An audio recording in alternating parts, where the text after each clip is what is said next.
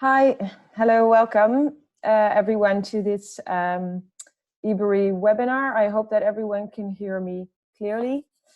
First of all, thank you all for joining and taking the time to join this webinar. My name is Sophie Scheltema. I'm a marketing executive at EBRI. And I would like to introduce our panelists of this webinar today. First of all, we have Matthew Ryan, who is a senior market analyst at EBRI, and he will discuss the global current situation in which we are in right now and the impacts and implications on the currency markets. And after that, Isabel Ye who is our Director of China Initiatives, she will discuss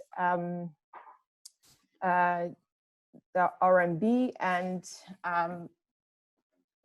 the Chinese yuan. I would like to tell you that there is a possibility to ask questions after the webinar. Please make sure that you ask your questions via the chat or the Q&A. Also, you can raise your hand at the end. And I hope we will have enough time to answer all your questions. I'm sure that our panelists will do their best to do so. Matthew, take it away. Thanks, Sophie, and hi everyone. Thanks all for joining the webinar today. Quick introduction before we get going. So my name is Matthew Ryan, Senior Market Analyst here at EBRI. I've been at the company around about 5.5 years now, based in our London office in the UK. We have a team of global analysts that produce a wide range of market analysis and content, covering mostly macroeconomics, central bank monetary policy, politics, and of course, last sort of couple of months or so, our time has been almost completely dominated with the coronavirus and the impact that that's had on the foreign exchange market. And that's really what the next sort of 20 minutes or so of the webinar is going to be focused on. It's going to be the spread of coronavirus aggressively around the world, and what kind of impact it's had on financial markets in general, with particular focus on FX, and our broad expectations in the immediate term. So I'm going to start off with a sort of broad overview of the current situation at the moment regarding the coronavirus and its spread. Then move on to talk about the sort of impacts that the virus has had on financial markets so far, with particular focus on FX. Then move on to what kind of response we've had from central banks and governments. We've seen large-scale fiscal and monetary stimulus of an unprecedented scale in the past few weeks. So I'll talk about, give an overview of the measures we've seen and what kind of impact we think that may have. Then talk about the macroeconomic data that we've seen thus far. The data that we have had in the last few weeks has been relatively limited, that has covered the crisis period, but the data that we have had has shown a sharp deterioration, suggests a global recession is now pretty much inevitable. And then briefly at the end, I'll talk about what our broad expectations are in the immediate term, particularly for the foreign exchange market. So the coronavirus continues to spread aggressively around the world, now around 1.4 million confirmed cases around the world in over 200 countries. Compare that in the last couple of weeks or so, is obviously a very sharp increase, almost 2.5 times as much in the last 2 weeks, with around 80,000 deaths, which is more than threefold in the last fortnight. The real cause for concern for investors last month was the aggressive spread of the virus outside of China. So as long as the virus was contained within China, volatility was relatively low, it was mostly contained. But when the virus started spreading aggressively around the key economic areas around the world, namely the US and Europe, that's when we started seeing the most volatility in the markets, particularly in the FX world. So new cases in China are pretty much slow to a halt. The average there is around about 40 or so in the past 2 or 3 weeks. And in fact, we saw the numbers fall to single digits at some points in the last sort of week or so. But of course, the cases have jumped very sharply in both the US and Europe. So the US now accounts for around almost 30% of total global cases, around 400,000. The US is now the worst affected country in the world. It had lagged behind Europe the last couple of weeks or so, although we do attribute that quite a lot to the lack of testing that was conducted in the US in the early stages of the outbreak relative to other countries in Europe. But Europe still very much remains the main hotspot for the virus. Over 600,000 cases now reported within the EU, which is around about 44% of the total global cases. And the deaths there now account for comfortably over half of the overall global deaths, around 50,000. We think the key now really is two things really the market's trying to ascertain. Firstly, it's the approximate timing of when the virus is set to peak in the key economic areas around the world. If we look at Europe, looking at countries such as Spain and Italy, it appears as though the worst may be over. The number of deaths and new confirmed daily cases of the virus appears to be slowing, and hopefully the peak is now past in those countries. We look at the other side of it, the US and the UK as well, still very much in the high growth phase of the virus, but the number of cases are continuing to accelerate. So we think as long as that should remain the case, accelerating cases in the US, declining cases in the Europe, we may begin to see a bit of strength in the euro against the dollar in the next few days or so. And the second thing the market's trying to ascertain at the moment is the potential macroeconomic impact, not just how on the global economy, but also the relative economies as well, how each economy is going to perform relative to each other. And these two things we think are now very much determined, or will be determined by the various containment measures that are put in place to slow the spread of the virus. So these containment measures, both the length that they're in place and their severity, are now really the key determinant of how economies around the world will perform, and also how foreign exchange market will perform as well in the next few weeks or so.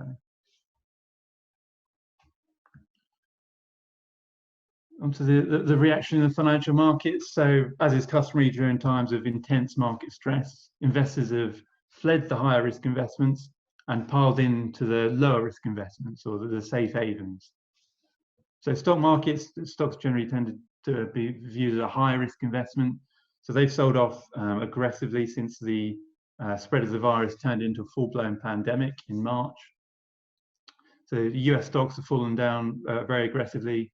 S&P 500 and the Dow Jones down almost 20% year to date, although have recovered a little bit in the last few weeks on optimism that the cases are slowing in some of the key areas around the world, particularly Europe.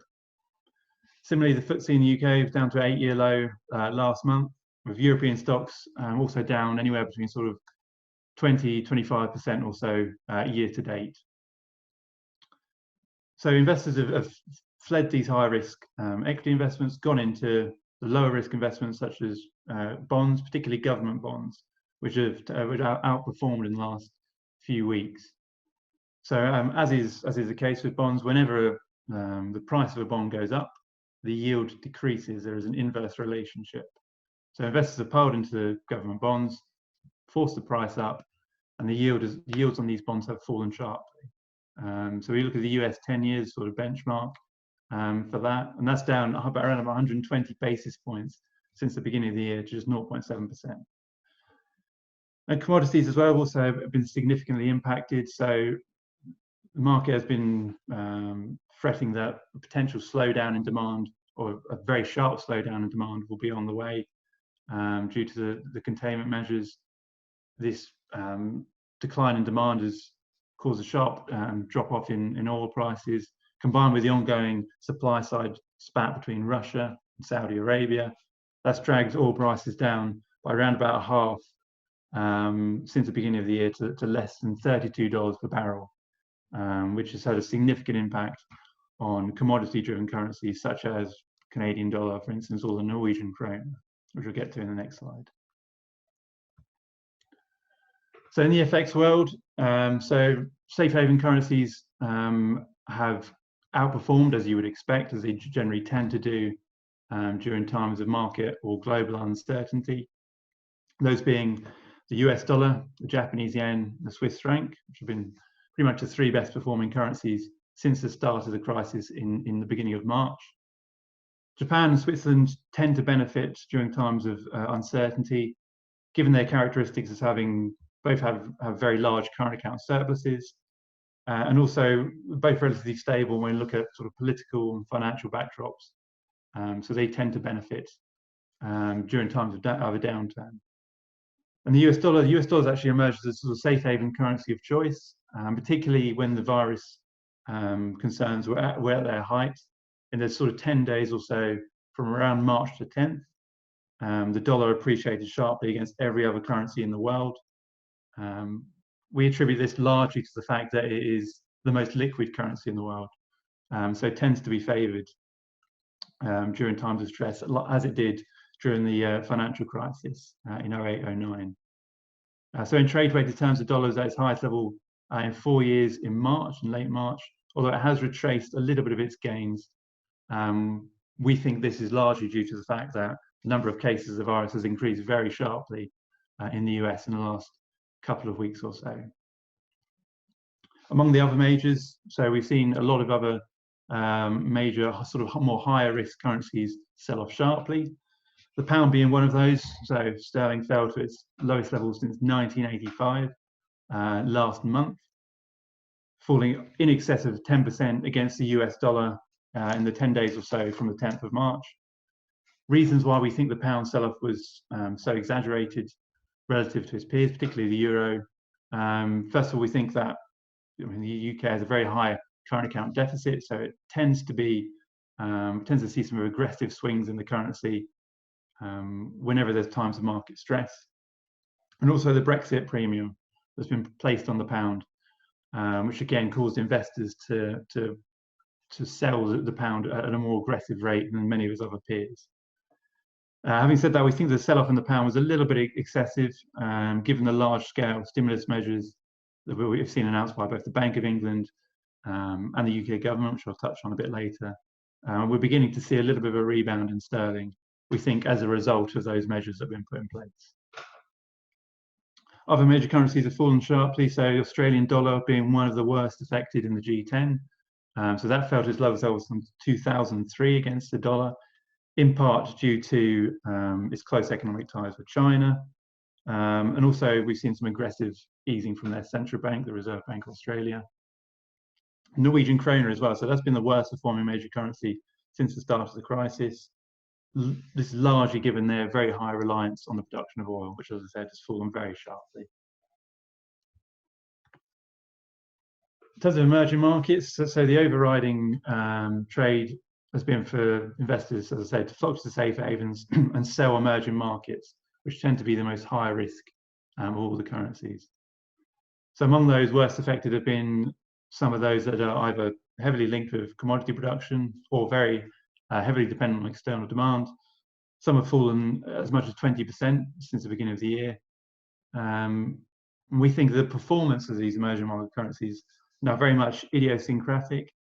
Not only will it depend on the sort of macroeconomic fundamentals within that country, we also think it will depend very much on the various containment measures. Not only what's in place at the moment, but how long investors believe those containment measures will remain in place in each individual country, and also how severe they will be. As I said earlier, we think that's going to be the main determinant of how currencies perform, at least in the sort of medium term, the next few months or so. So on to response from central banks and governments. So we've seen some unprecedented levels of fiscal and monetary stimulus from major central banks and governments in order to try and allay the economic impact. So the Federal Reserve was one of the first major central banks to ease monetary policy aggressively. So it cut rates on 2 separate occasions last month and 2 unscheduled meetings by a total of 100 basis points, which took their main rate down to a range between 0 and 0.25%. They've also announced various other easing measures, such as a restarting or a relaunch, I should say, of their quantitative easing program, which initially ran following the financial crisis in 08-09 and was ended in 2014. So that has been resumed.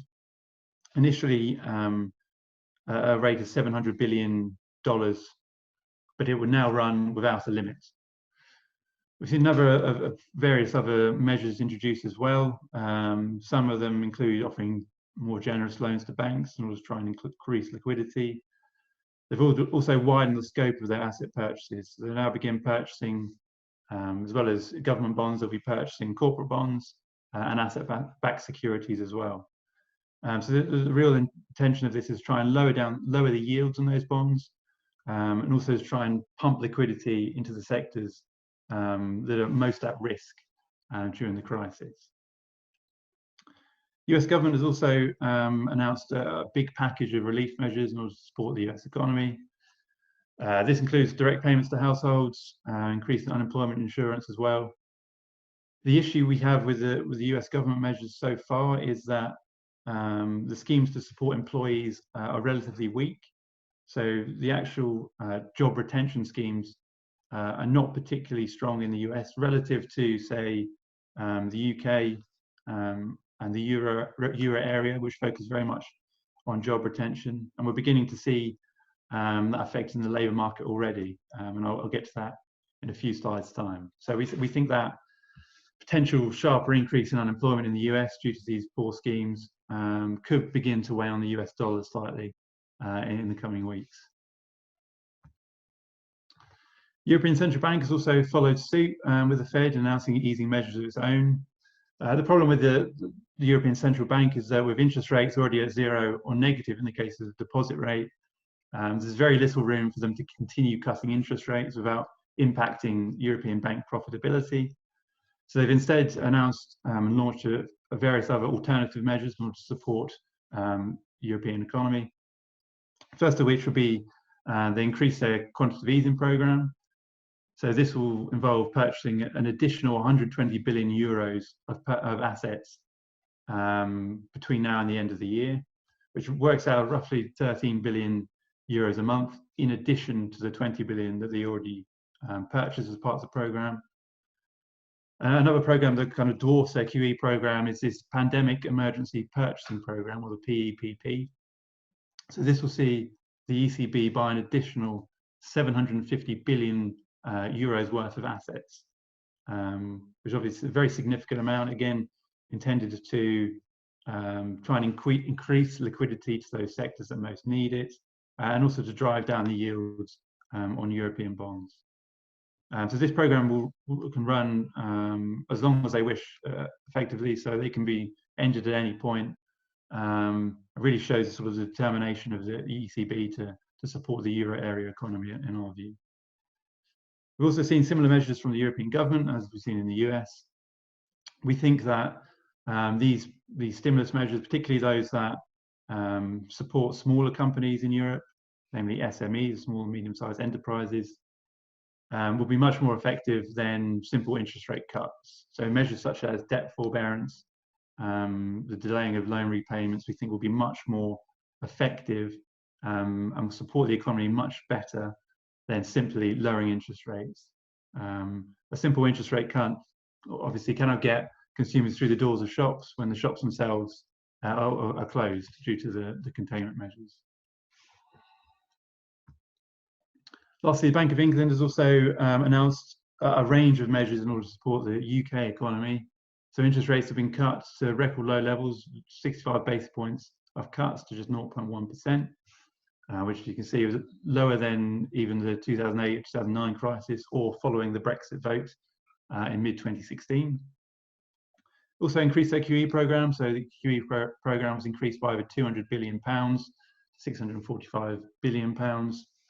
Probably the most important measure of the lot, we think, is these cheap loans that are made available to commercial banks that lend or increase their lending to SMEs.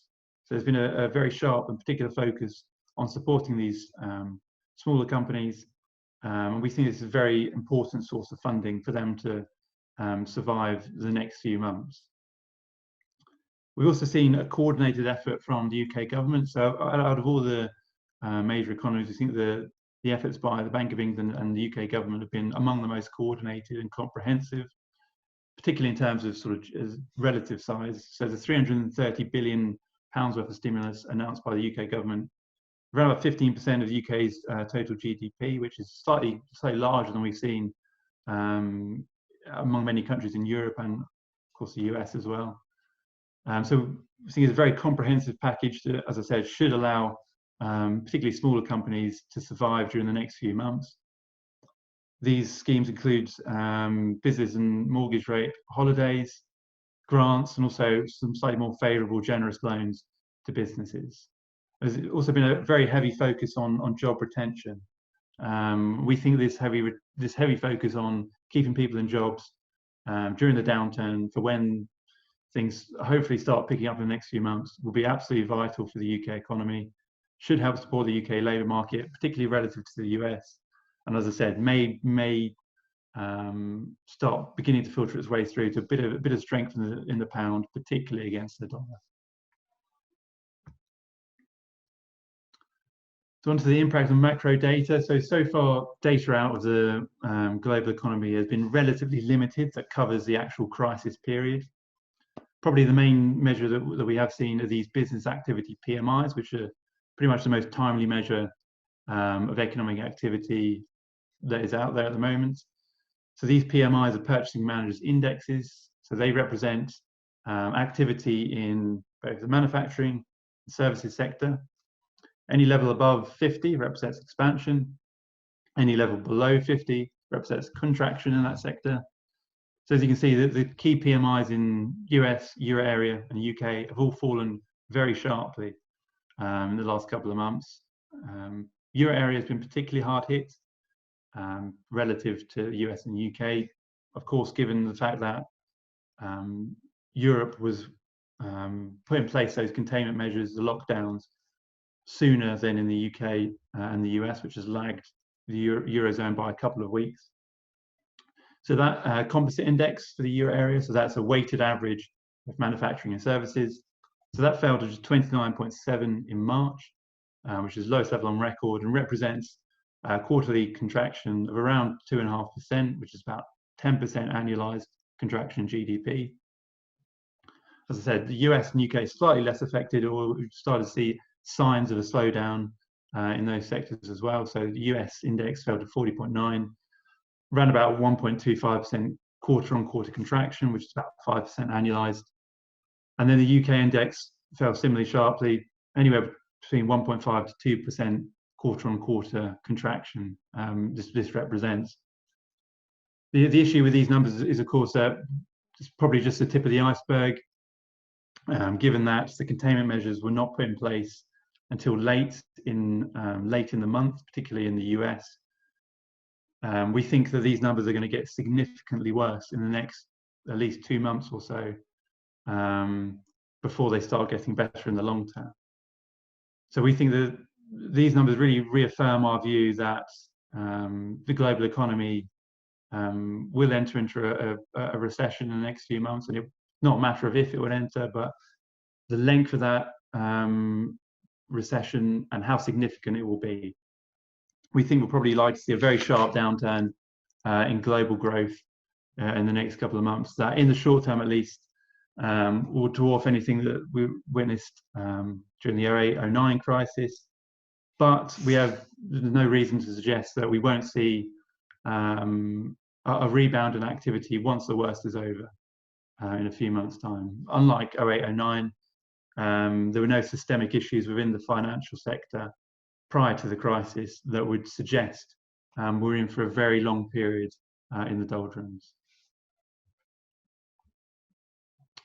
The other more timely measure of activity, particularly the labour market strength in the US, is the initial jobless claims numbers that we've seen in the past couple of weeks, which have shown a significant deterioration. So jobless claims jumped in the second half of March. Claims in the week to the 20th of March were 3.3 million. And then the week to the 27th of March was 6.6 million. So it's a cumulative 10 million Americans filed for unemployment benefits in the US in just a 2-week period, which, as you can see from the chart, completely dwarfs any measure, any level reached during the financial crisis. Actually, the peak is around tenfold what we saw in 2008, 2009.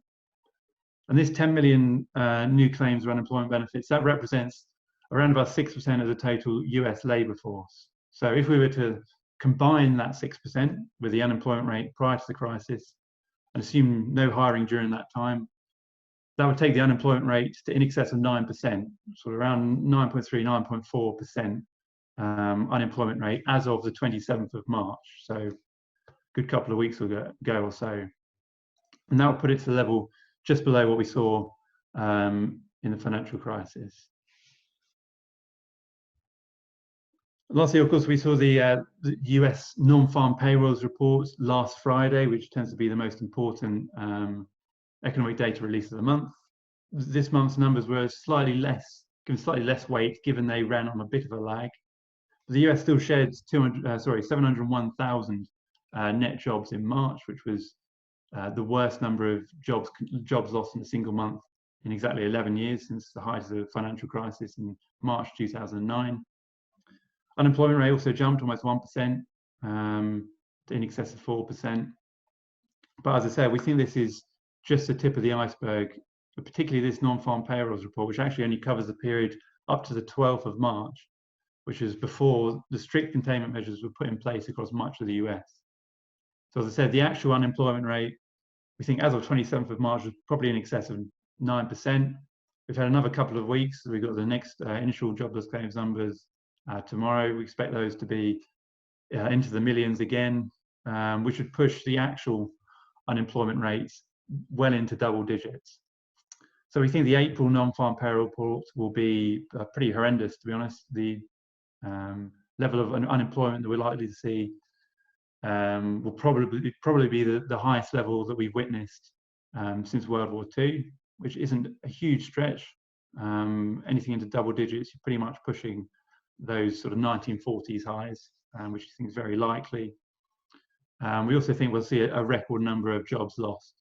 I think the highest number of jobs shed in the US economy for 1 month is 1.9 million, according to 1945. We think this number will completely dwarf that and be well into the millions, which shows just how significant of an impact the virus is having on the US economy.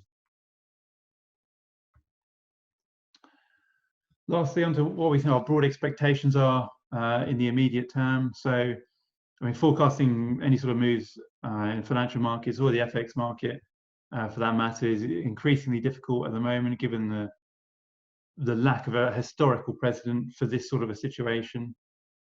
Our sort of broad expectations are those, so as long as we think that, as long as the cases continue to increase at an accelerated rate in the key economic areas, so the US in particular, we think that the safe havens will continue to receive good support. So Swiss franc, US dollar, Japanese yen will likely continue to remain well bid in the immediate term, as long as the cases continue to accelerate. During that time, emerging markets are likely to remain fragile, so we could see further losses for the most high-risk EM currencies, certainly next few days, next couple of weeks or so. The US dollar continues to remain the safe haven of choice at the moment. So again, we think the dollar, given the fact that it's the most liquid currency in the world, less reliant on external demand than, say, the Eurozone, we think it should remain well bid. The issue in the sort of more medium to longer term for the US economy, as I mentioned a couple of times, is the US labour market and the lack of policies put in place in order to ensure job retention in the US. So we think should investors start seeing signs that the US labour market is faring worse than the relative labour market in, say, Europe, that's when we think we could start seeing a bit of weakness in the US dollar in the more medium term. And that is pretty much it from me. I'll now pass over to Isabel, who will take over the next part of the webinar, and then I think we'll come back at the end, of our time at the end, if you have any questions for either of us at the end. Okay, thank you.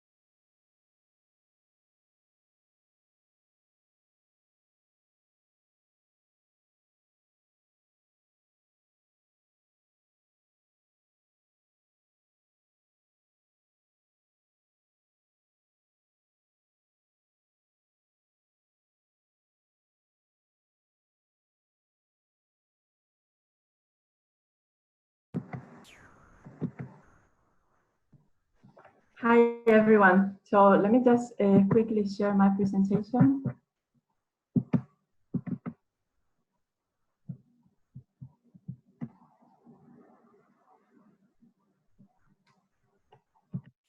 Well, thanks a lot for your time today with us.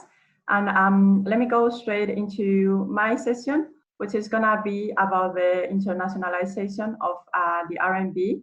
This is actually something that we have been talking about extensively, like in the face-to-face presentations that we've done through our different markets.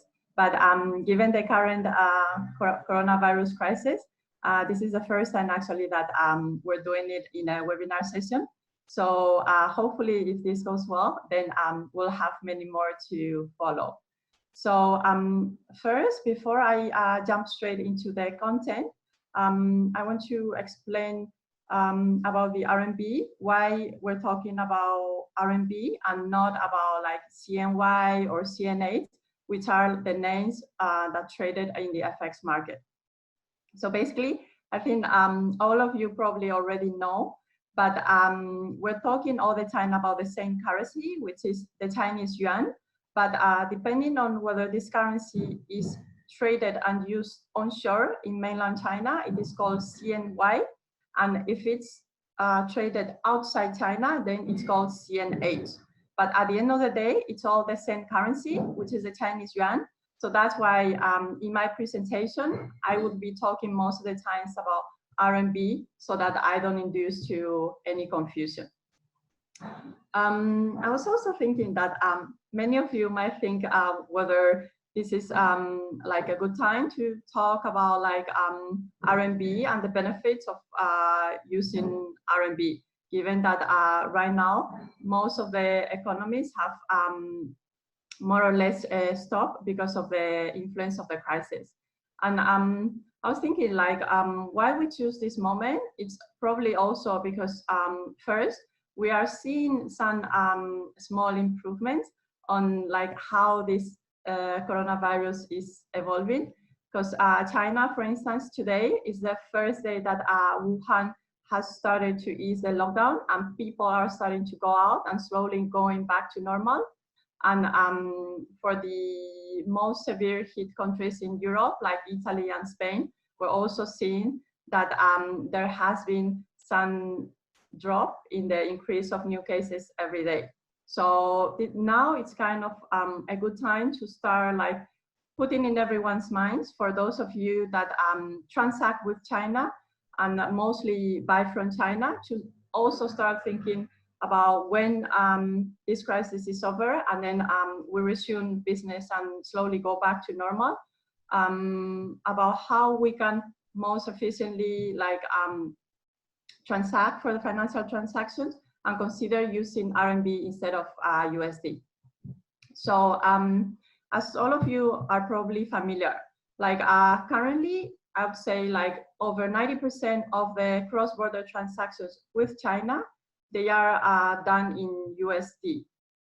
This is basically because historically the Chinese yuan has been pegged to USD. And for Chinese people, they prefer to transact in USD and also for their counterparties abroad, because USD is the international currency and then the strong currency. But then we can see that in the recent years, the situation has changed a bit, especially if you look at the graph, what we have circled in 2016, October 2016, actually the Chinese yuan started to be included in the basket of currencies of the International Monetary Fund. From then on, we started seeing an increasing volatility of the Chinese yuan. So the graph that you see in this slide, the light blue shows the trend of the Euro CNY, and then the dark blue line shows the trend of Euro USD. So before 2016, actually, you can see like both exchange rates, they were moving in the same direction. But then since October 2016, you can see that the RMB, after they stopped the pegging to the USD only and started to be pegged to a basket of currencies, it has not all the time moved in the same direction of the USD. So actually, for now, the buyers that transact in USD to the suppliers in China, it is not the same than whether they're gonna pay them in the local currency. So the internationalization of RMB, right? We have seen, like in the last couple of years, that actually the Chinese government has also been making efforts to increase the international role of the RMB and also reduce a bit the dependence to the dollar. So in line with that, I have listed here 2 examples of this.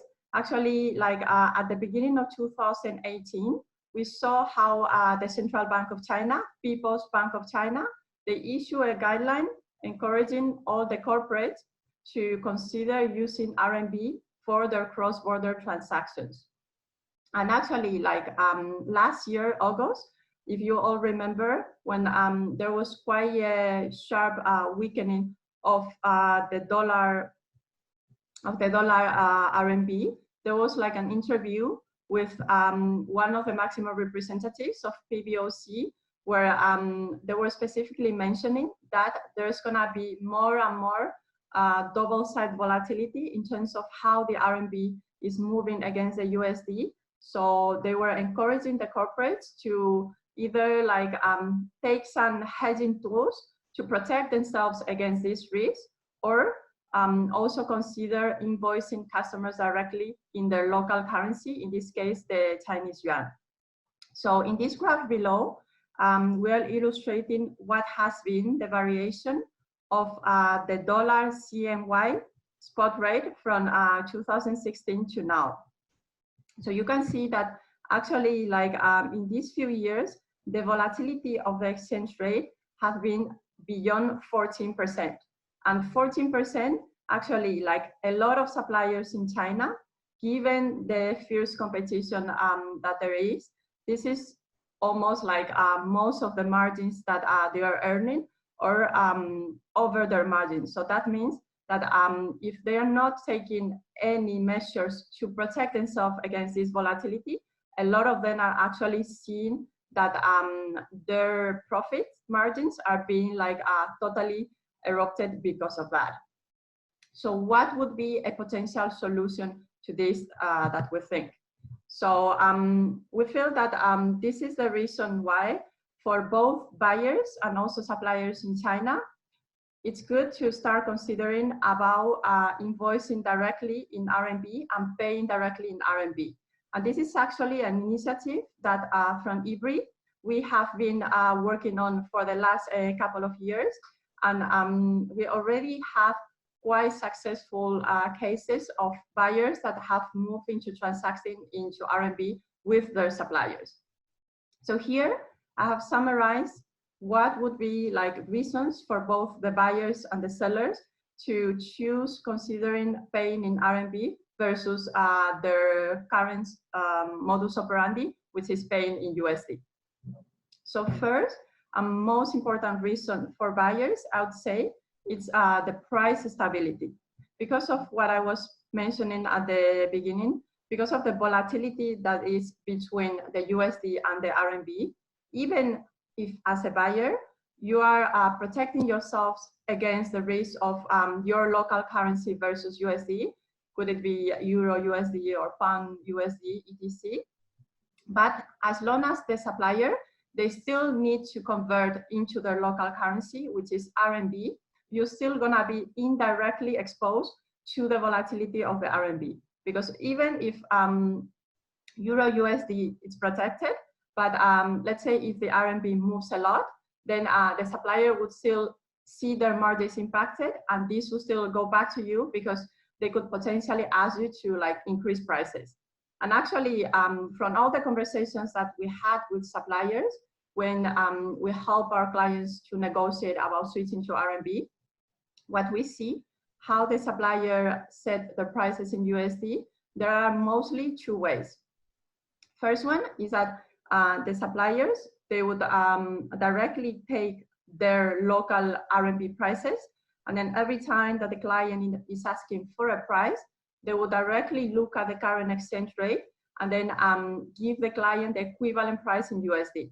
So that means even if you're paying in USD, but you're already assuming the risk of USD RMB, which is obviously not desirable. The situations where we have seen suppliers doing that, it's mostly in sectors where they are more seasonal, and then there's like a very large assortment of SKUs, meaning that clients could be asking for different products each time. So they don't necessarily realize that the price is fluctuating because of the exchange rate. Then the second way of setting prices that we have seen with the suppliers in China, and that's also the most common way, I would say, is that the suppliers have their domestic prices in RMB, but then because the logistics, the VAT refund that they need to get, for that, they need to calculate it in USD. So they kind of like provide some stable USD prices based on an indicative FX rate at the beginning of the year normally. So unless the dollar RMB rate moves significantly, they will try to keep those prices stable during the year. So this is the first and main reason why like buyers should consider invoicing in RMB to get the price stability. And then second, of course, to get like also some actual savings on their prices, because for the suppliers, like because they have to like somehow protect themselves against the risk of the currency, they will always add a small buffer to like the RMB USD rate when they convert the RMB prices into USD. So paying the supplier directly into their local currency, then that should result also in some sort of small savings for the buyer. As for the supplier, the main reason for them that we've seen that they are willing to switch to RMB, because many of you might think, okay, so if I'm offering the supplier to pay them in the local currency, this should be a good thing, right? And all of them should say, clap their hands and be very happy about it. But actually it's not, because saying like the suppliers, they're quite settled in their actual way of doing things. And to switch to RMB, it's good for them, but because if it's something new and they're not used to receive RMB from outside, sometimes they're also a bit reluctant about that. And I'll go on my next few slides about those things, the issues that you might encounter.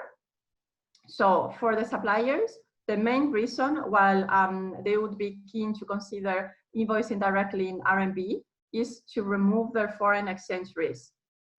So the situation, the financial system in China is quite different from abroad, because it's more of like a closed system. So actually the banks, they don't offer hedging with the flexibility that the buyers could access outside China. So for instance, the window forward product that IBRI offers to its client, that gives them a lot of flexibility. At the same time, they are able to lock in the rate. The banks in China, they don't offer this possibility for sellers to lock in the rate in a flexible way. Like first, they can only like access to fixed FX forward, which means that they need to be very sure of when the client is gonna pay them, in order to make sure that they can also settle the contract with their banks. And a lot of times, one of the issues that they have, that the suppliers tell me, is, okay, so for me, it's quite hard to hedge my risk, even if I want to, because sometimes my client might pay me maybe a few days later or a few weeks, because it's public holidays, because we have this trust, and then they would have an issue because they have to like get the liquidity from somewhere else to settle the contract with the bank first. And then also, like for the banks in China, they would only give you access to foreign exchange forward lines if you have existing credit condition with the bank. Meaning that if you choose to do forwards through the bank, that means less money that you'll be able to borrow from your bank. So most of the suppliers in China, given the liquidity is quite scarce and lending costs are quite high, they normally prefer to borrow money from the bank than utilize that line for hedging. So because of this, 99% of the suppliers, they don't really hedge themselves. So it's really on to the buyer to like hedge that risk. So that's why when I speak to the suppliers and I explain them that the buyer is looking to like do this hedge so that it helps both the supplier and themselves, that's kind of like the main reason why they understand why it would make sense to switch to pay in RMB, and also an incentive for them to give some better prices in RMB versus current USD.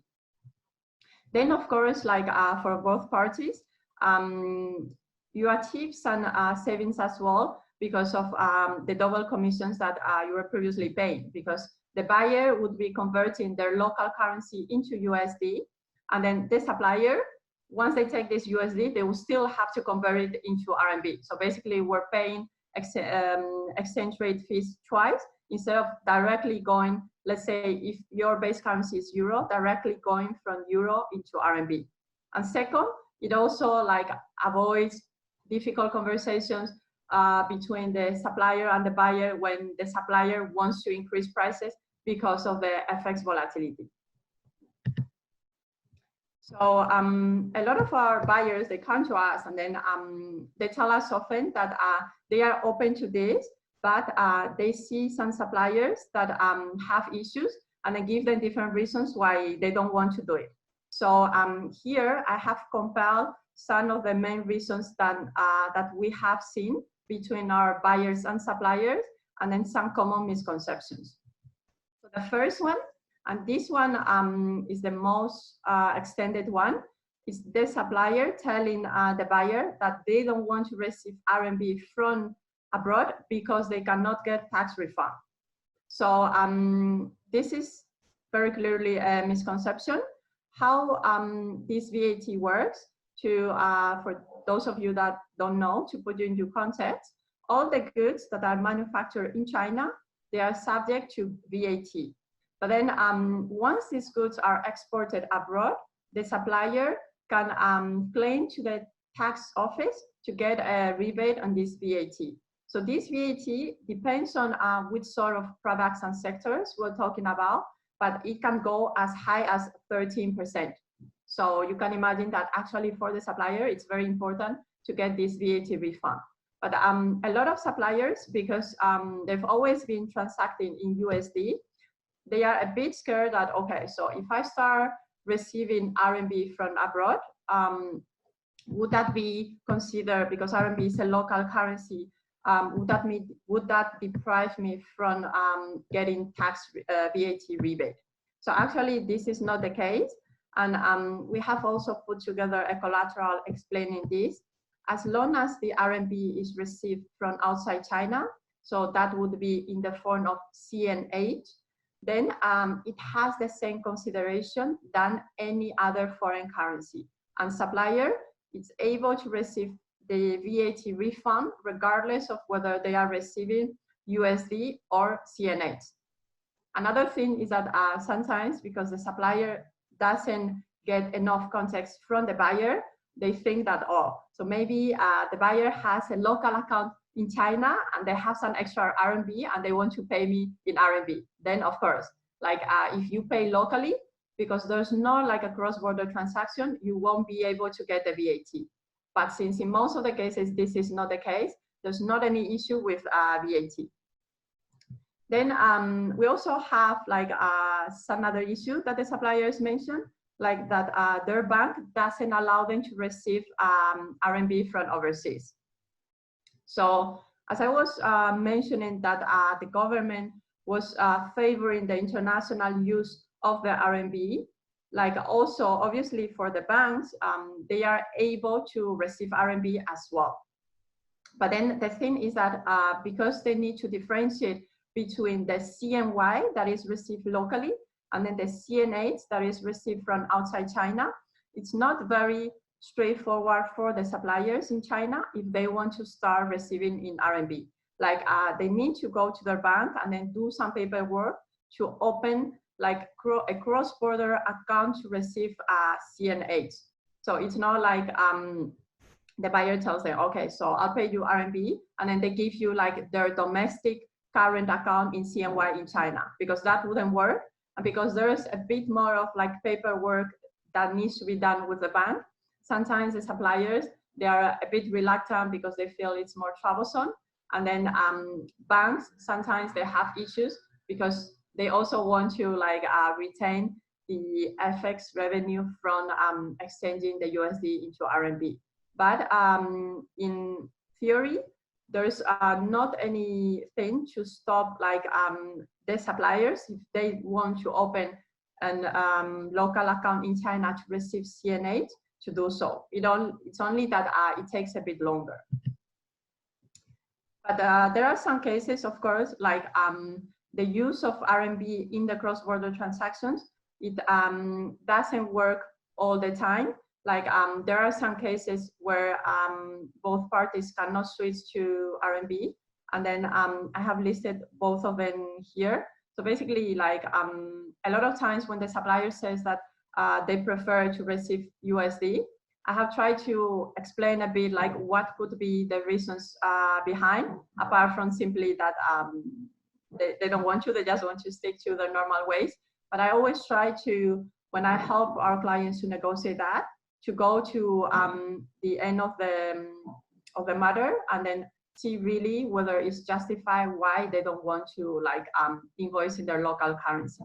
So for some of them, because they need to buy raw materials from outside and they need to pay in USD, so there's a certain netting effect there, and that's why for some specific sectors, for instance, I have seen it with automobile car wheels, because they need to buy rubber from outside and they need to pay USD.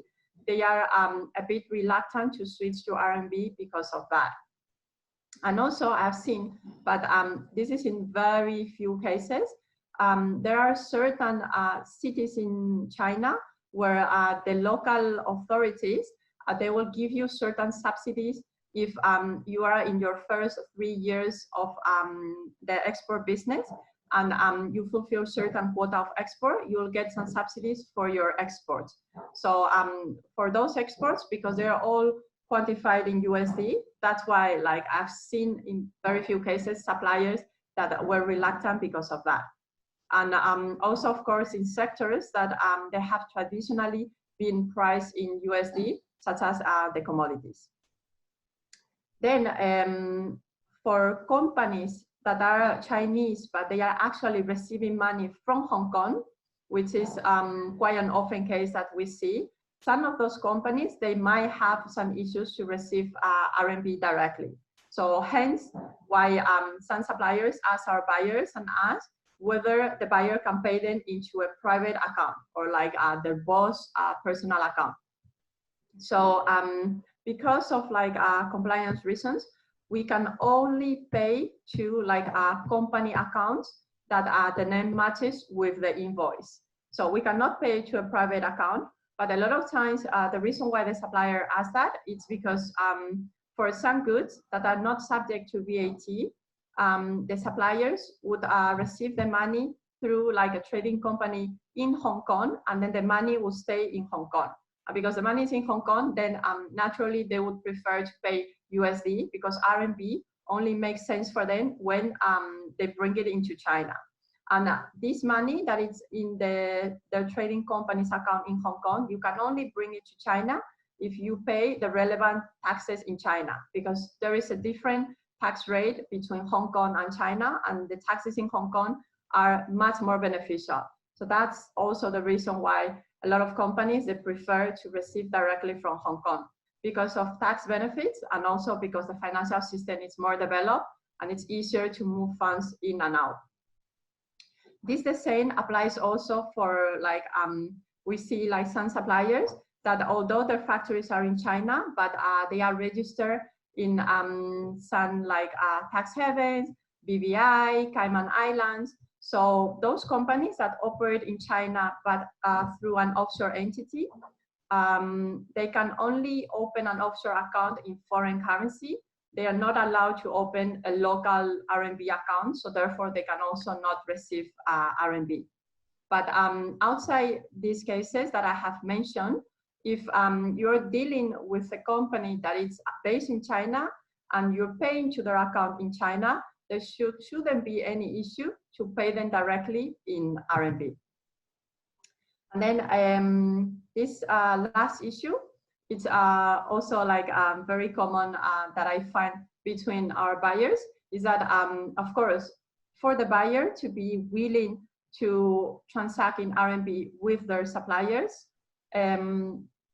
what they are looking for is of course some sort of like better prices, because otherwise they might as well just stick to their current modus operandi and just continue transacting in USD.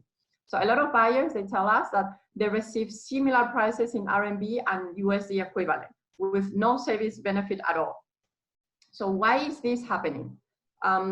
First, because for a lot of suppliers, they might not be aware of like the VAT refund issue, and also like they lack the context of most of the time why the buyer is asking them to like provide prices in RMB, because they think, okay, so maybe because right now the USD is quite strong versus the euro, then our buyer would like to pay in RMB. So then directly what they do when a buyer says, okay, can you give me prices in RMB for my reference, and compare it to USD. So the supplier, most of the times, they will directly go online, normally to Bank of China's website, which is like the standard for FX rate in China.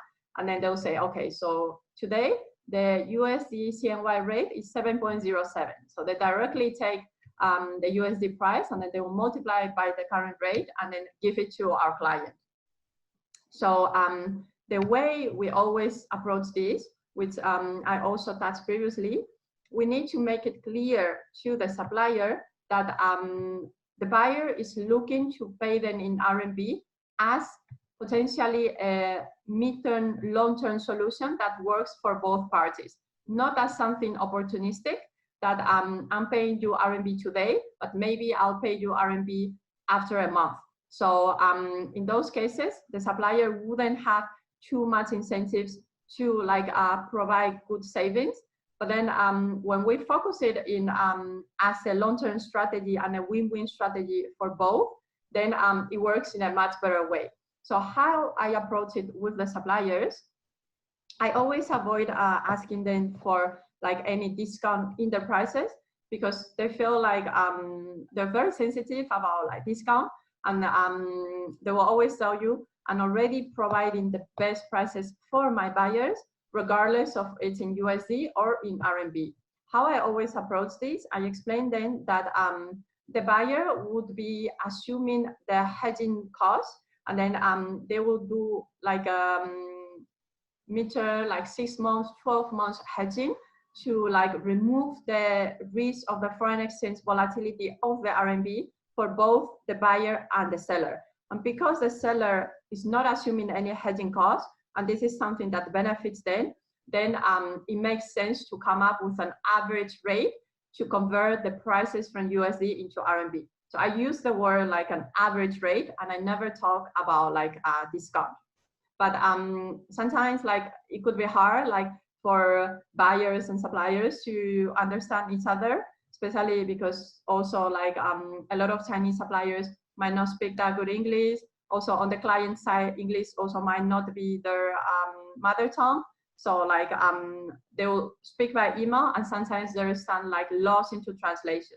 So that's why from eBrief, because we have a Chinese team, we also offer as a value-added services to our clients to help them intermediate with the suppliers to explain them the rationale of like paying in RMB. So actually, like I illustrated below, like actual email conversation between like one of our clients and the supplier, where you can see that sometimes, a lot of times, like both parties, they're trying to explain themselves, but it's a lot of like a combination of loss into translation, and also because our client, obviously, they don't necessarily need to be very aware of what are the local circumstances in China. So you see here that the client was asking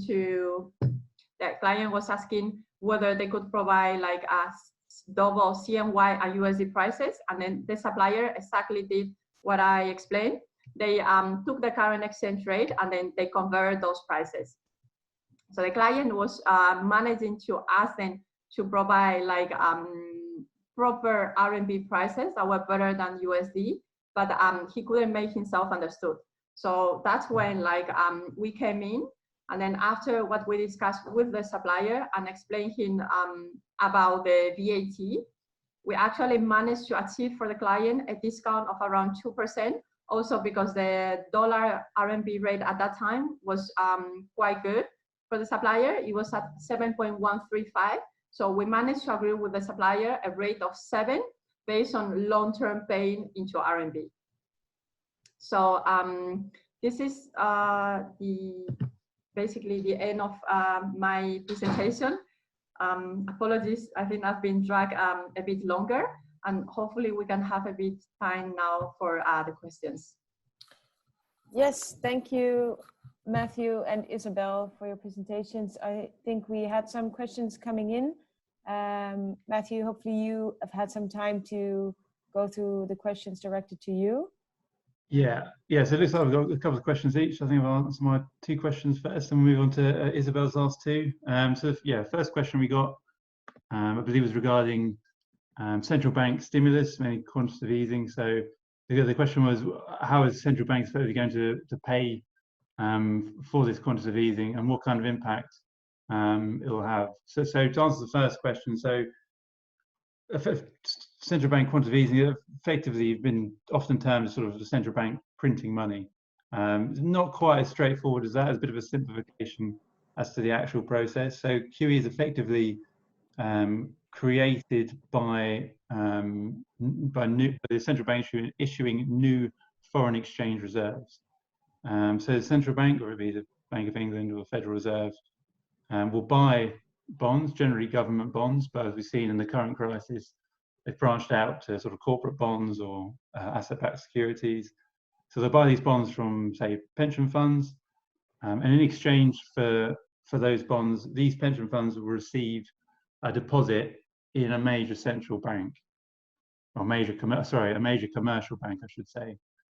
The issue with the quantitative easing is it tends to be relatively inefficient. It's an inefficient way of actually increasing activity, and it relies on those commercial banks in passing on that lending to consumers, which often isn't the case. So the impact of QE is actually relatively limited usually. In terms of how it will impact the economy, so generally the central banks buying assets, they're trying to push up the price of those assets. And as I mentioned previously, there's an inverse relationship between the bond's price and its yield. Whenever the price goes up, the yield decreases. So they try and decrease the yields on these assets. Is effectively a way of lowering interest rates without having to lower your main central bank rate. The issue with this crisis, of course, lower rates has very little impact on consumer spending when, say, the shops that you'd usually go out and spend your money in are already closed, so it has no impact. We think that targeted measures, particularly for sort of SMEs, will be much more effective. A few more questions coming in. The second question that I've got for me anyway is one regarding Africa. So is how African currencies have been impacted relative to the dollar and sterling. So generally, African currencies tend to be the sort of more higher risk emerging market currencies, and have sold off particularly hard against the US dollar during the crisis, less so against sterling, which has had a few of its own problems of its own. The moves have been largely idiosyncratic, so there's no sort of one rule of thumb for all the African currencies. We think they've depended largely on, firstly, the number of domestic cases, and also domestic containment measures, and also the macroeconomic fundamentals within each country. The 3 that we look at predominantly for these African currencies would be, first of all, number of FX reserves relative to months worth of imports, which impacts their ability to intervene in the market, protect the currency. If that's high, the currency tends to perform well. Current account deficit or surplus, if it's a large deficit, currency tends to perform weaker during times of stress. So have a bit of a surplus or a small deficit tend to perform well. And levels of external debt. So when external debt is high, effectively it means the currency is at higher risk for a sell-off. So those that perform best, other than those that are pegged to the dollar, for instance, those that perform best tend to have the better fundamentals. So look at a country such as Kenya. The Kenyan shillings held up relatively well recently, and those that have sold off sharply, South African rand, for instance, have got those slightly worse fundamentals. So lower reserves, high current account deficit, and large amounts of external debt.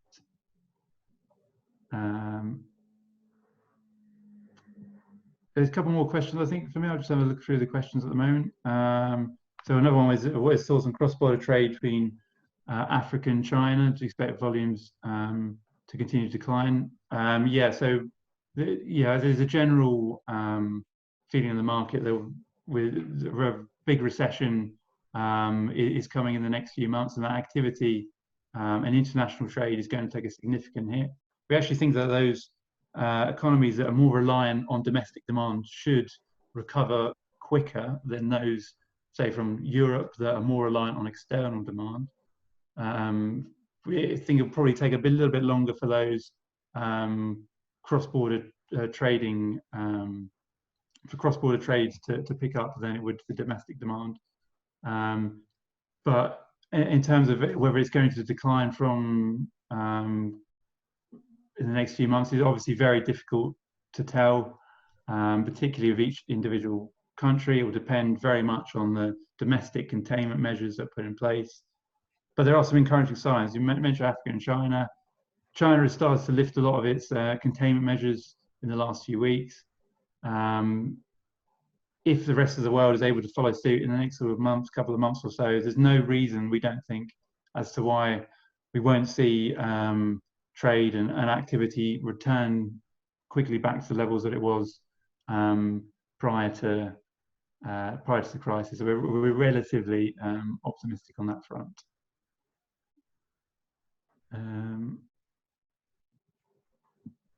Yeah, so another question we got, coronavirus, if the coronavirus hits the US hard, will it show influence on the US dollar? Yeah, so I mentioned this a couple of times. So far, the cases within the US have actually remained relatively less than in the US. If you look at the percentage, number of cases, the percentage of the total populace in the US, it's still a fair bit lower than it is in Europe. As of 2 or 3 days ago, I think there were 50% more cases in the EU than there were in the US, even though the US is by far and away the worst affected country at the moment. The dollar has remained fairly resilient to this, but as I mentioned before, we think that we could see a little bit of weakness in the dollar in the next few days should the cases in the US continue to increase and the cases in Europe continue to decline. This will be particularly so if the US doesn't peak within the next sort of week, 10 days, which is expected to. If it continues to increase in the next 2 weeks, 2.5 weeks perhaps, which is entirely possible given the sort of more laxed containment measures in the US than relative to Europe, that's when we might start seeing that real sharp depreciation in the dollar, particularly against the euro if those cases in Europe continue to decline. Another one on Latin American currencies. So what do we foresee for Latin currencies, particularly BRL, MXN? Yeah, so these currencies, the two you mentioned there, they've been two of the worst affected actually during the current crisis, both sold off very sharply against the US dollar. As I mentioned before regarding the African currencies, we think that the evolution of currencies will depend very much on idiosyncratic factors.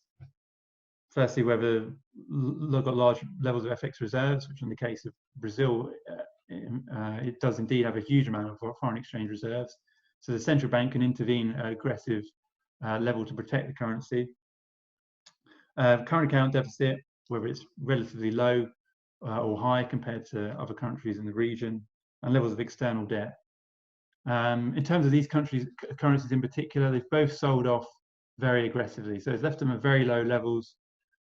We think that once the situation starts to stabilize, should the cases around the world start to ease, particularly in the US, Euro area, these currencies that have sold off the most aggressive and have the most solid fundamentals that I mentioned should be the ones that post the largest rebounds, we think. There's no reason to believe that in, say, 6 months' time, those currencies will continue to be selling off in 6 months. It gets to a point where they become so cheap that they become attractive currencies, and that they rebound. So yeah, we're relatively optimistic in the longer term that we'll see a rebound in those currencies that are worst affected. Thank you, Matt. I think for the sake of time that we have to go to the questions directed at Isabel. Okay, yeah, that's fine. I've actually used the time to start answering by written some of the questions that were more specific.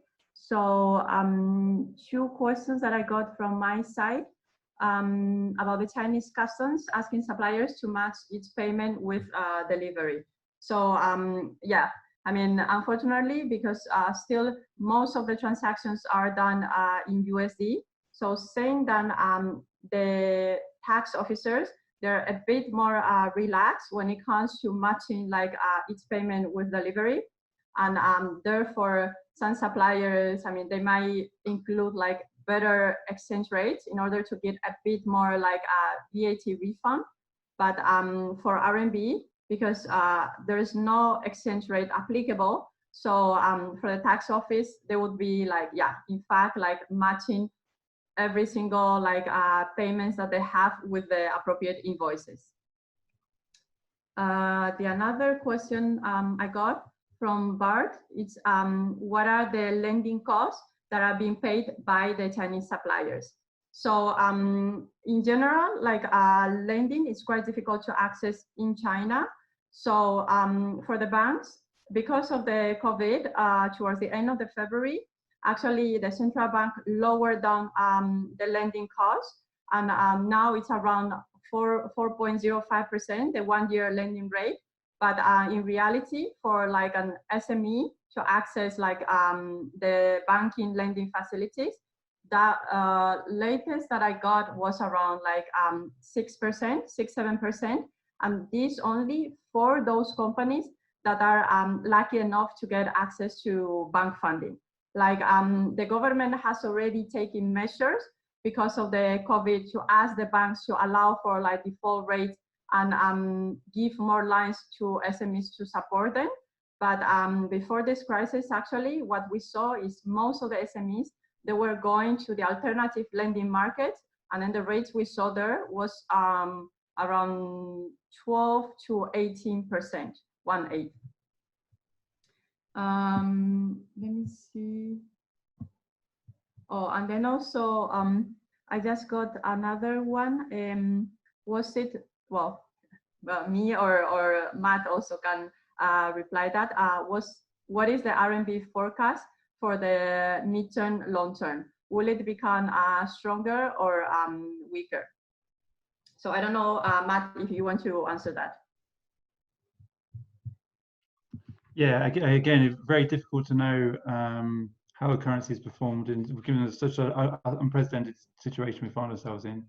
In terms of CNY, actually, so CNY has held up relatively well compared to pretty much every other emerging market currency during the crisis, even when the number of cases were accelerated in China and were relatively limited around the rest of the world. The thing here really, the central bank, the PBOC, has managed to intervene in the market, and it controls the currency very closely to the US dollar.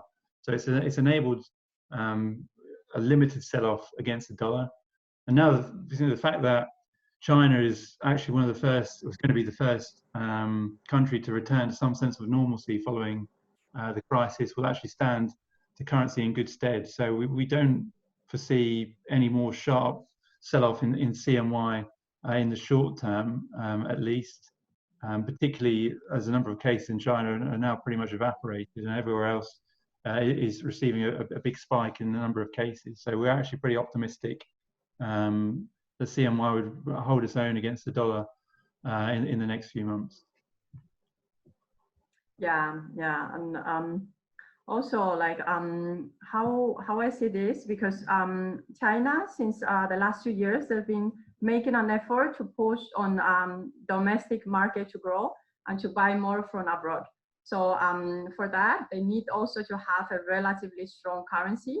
So right now that the RMB is above 7 in terms of USD, I mean, I do feel like there's more room for the RMB to strengthen, especially like also because the PBOC, they have this arbitrary discretionary factor that they can use to like move the currency.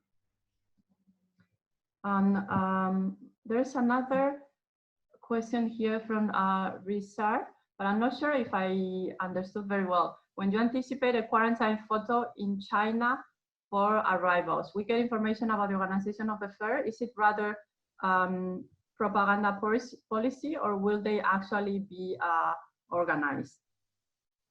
So I'm not sure exactly, but I'll just try to reply for this. So basically, like what we've seen so far in China, well, also because China is one of the largest producers of protective equipment and medical supplies. So actually, like even though now Wuhan it's slowly being open, they're still like taking a lot of measures to like measure the temperature of like everyone. So they're taking like a lot of measures to try avoiding a second wave of COVID to be expanded. So I mean, I'd say like for the fair that you were mentioning, I'm not sure if you're talking about, you know, Canton Fair or like the China Import Fair. There will be for sure a lot of measures in place to like measure the temperature of every single person that comes from abroad and make sure that there's not anyone that is infected. And another question that just came in: what is the exchange rate for CNH to CNY when making payments to suppliers in China? So how this works, the difference in the rate between CNH and CNY, it only affects when you're trying to buy and sell the currency. So, but it doesn't affect like for you to do the payments or receive payments from inside China or to outside China. So what this means is that even for IBRI, when we assist our buyers to convert into RMB, we are using the exchange rate from outside China because we don't have access to the liquidity in China. So we'll always provide the rate according to CNH, which what we see normally, it's a bit better when you're buying RMB. The rate abroad, it's always, well, abroad, offshore, it's always a bit better than CNY. But once you have bought CNH, you can send it directly into China and it will convert automatically into CNY 101. So there wouldn't be any exchange rate applicable there. So actually like the CNH that you get abroad, you will get the same CNY inside China because they are still like the same currency. So I think this is it. Yes, thank you. Thank you again, Isabel, Matthew, and thank you everyone for joining. I think for the sake of time, we really have to wrap up now. I forgot to mention that I will include Matthew and Isabel's email addresses in the email that you will receive afterwards. So if you have urgent questions, please don't hesitate to email them directly with your questions if they have not yet answered them. Thank you all again, and hopefully see you at our next webinar. Bye. Thank you. Thanks, everyone.